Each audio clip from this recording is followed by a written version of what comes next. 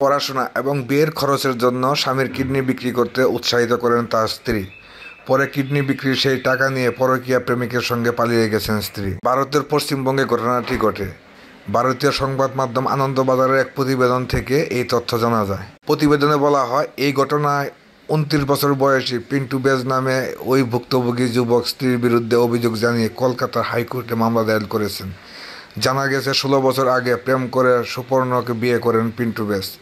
তাদের 12 বছরের একটি মেয়ে রয়েছে। তবে কয়েক বছর ধরে পিন্টু সুপর্ণের সংসারে চরম অনটন চলছিল। তাই স্ত্রীর অনুরোধে কিডনি বিক্রির সিদ্ধান্ত নেন পিন্টু।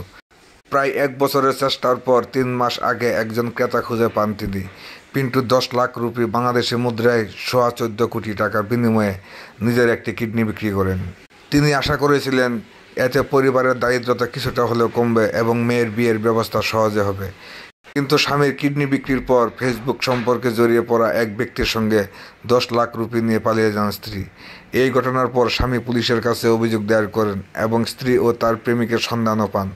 পরে পরিবারের সদস্য, শ্বশুর শাশুড়ি ও 12 বছরের মেয়েকে নিয়ে সেখানে হাজির হন তিনি। তবে সমাধান হয়নি।